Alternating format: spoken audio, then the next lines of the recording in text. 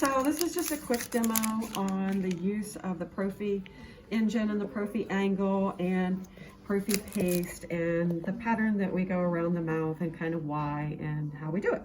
So this is what we call a Prophy engine, and so it goes on the slow speed handpiece, and you have a large and a small, and so you're just going to line those up and place it in. You should always also have a gasket here. If you do not, then you need to let the clinic instructor know. So this just twists on till it snugs up, and then we have a little button right here that we're going to line up with our Prophy angle. We have disposable Prophy angles, and you may lay in practice so where they actually this is have a Prophy cup or Prophy angle that we're going to use for this. And so this just inserts, this is disposable, inserts down in here, and it shoves down over the little post here. Some of these have a locking and unlocking on a regular slow speed handpiece, but not these engines here. So from here, a couple things you want to make sure. You want to make this, we're going to operate this off of the rheostat pedal, and we want to make sure that we do not have the water on. The blue dot means water on, and then we want water off. So kind of double check that, otherwise if one of your hand pieces is kind of popped up out of the thing, it'll spray water. So with a Prophy angle, an engine, it is not on and off. It is not all or nothing. It is the pressure you apply to the pedal is the amount of spinning or pressure or air pressure that comes through. So it's very gray zone-ish. So there is a learning curve to establishing the sound and the amount of spinning that you want. So for me, this is what it sounds like. This would be too fast, and this would be too slow. I can't even make it go too slow. So, but you can see that the cup is going to be a place where we're going to put our polishing paste, and we have these pre-measured little cups, and I hope you learned it off of your slide video that you needed to watch on selective polishing and selecting the right grit and what we're going to polish. But I'm going to show you how you actually polish the full mouth. And to load this is another learning curve thing. We're going to just do a quick little pump of the rheostat to get the spinning, and we're going to kind of scoop at the same time. And there is a little learning curve to this, but you're just going to kind of rub it at the edge of the cup to kind of cut it off. So now I just have a nicely loaded Prophy cup. Okay, so I'm going to put this away, and I'm going to rest my patient back.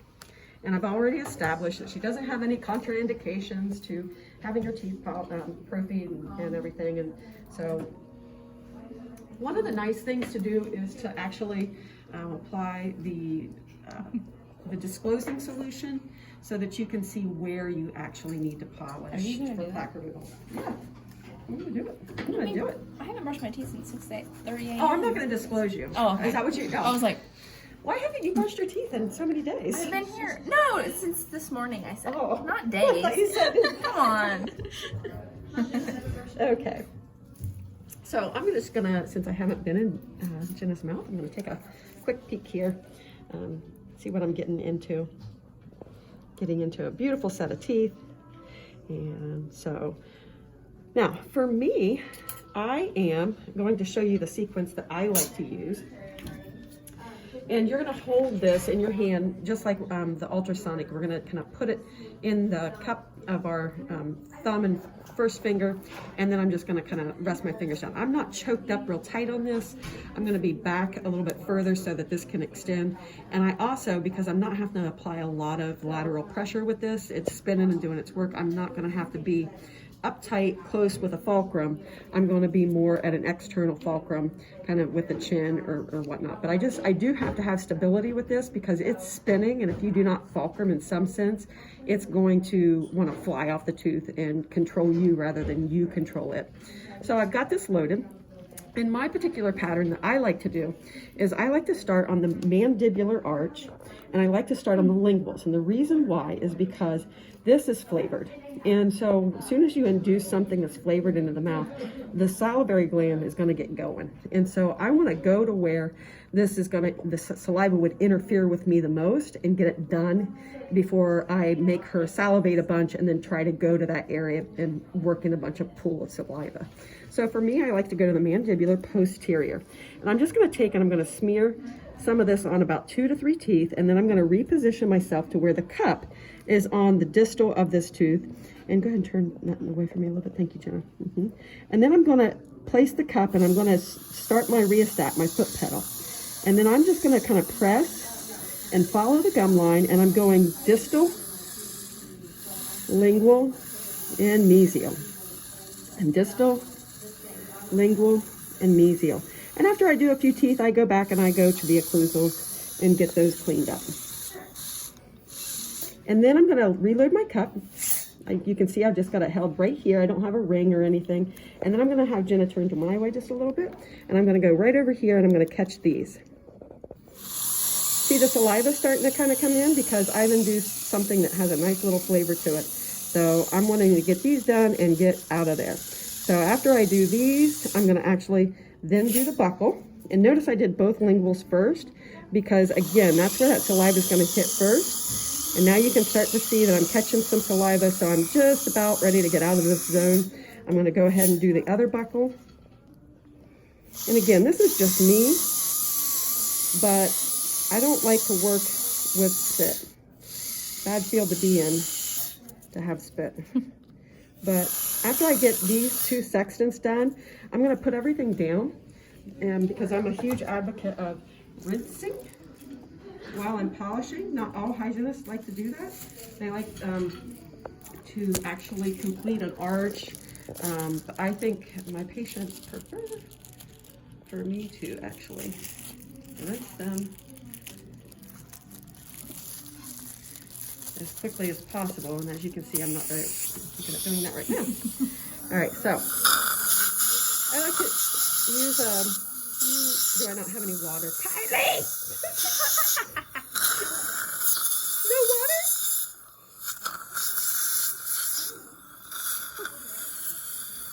Go ahead and close. So we have our pretend rinse. Our pretend rinse. We'll get you a good rinse here in just a second. So then I'm going to finish out this mandibular arch, but I like to do those 2 sections, give a little rinse, and then finish out.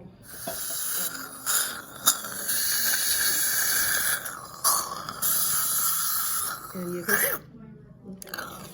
Better. All right.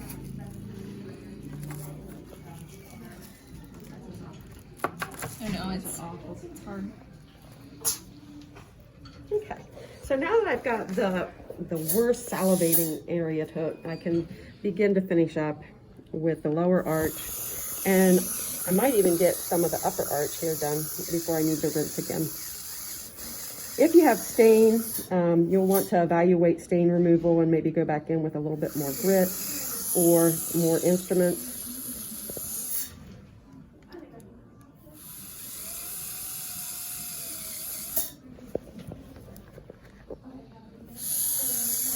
But you can see that I'm focusing on distal, facial, mesial, and I'm going around and consciously thinking of those surfaces as I adapt the cup.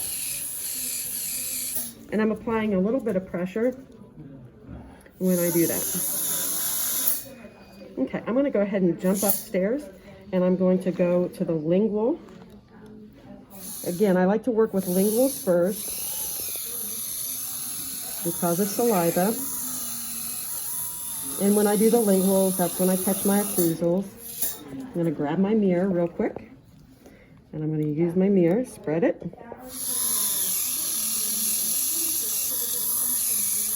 Applying a little pressure to each surface.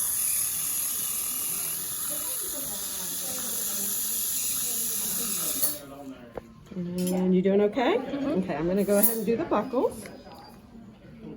Because I noticed she doesn't have a lot of saliva really getting in my way. So, as long as she's okay, I'm okay. So you do have to reload your cup every couple 3 teeth. But we're not super loading and having a bunch.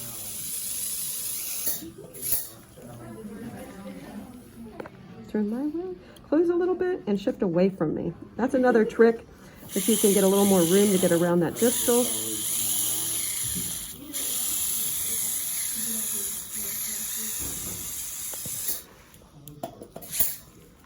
We'll go ahead and do the lingual of these anteriors. She's still doing okay with her saliva. But if she was pooling with a lot of saliva in there, I would stop and rinse her. I don't hesitate to stop and rinse. You might find that you have a little stain buildup on those back teeth or the back of the anterior teeth. You might have to, again, use a little bit more grit. But you want to just apply that pressure, make sure that you get to the gingival margin, and focus on each surface of each tooth. So it's not a matter of just going in and swipe, swipe, swipe, swipe. Now, go ahead and rinse you. And then after I rinse her, one of the important things to do after you prophy with paste is to flop. Because that stuff gets off, the grit gets shoved, a little sensitive. Sorry about that. If I have somebody that's sensitive like that, I will actually just put it in the floor of their mouth and then tell them to swish it really vigorously, and then I'll suction it out. Sorry. No problem. You want to, yep, you need another rinse there.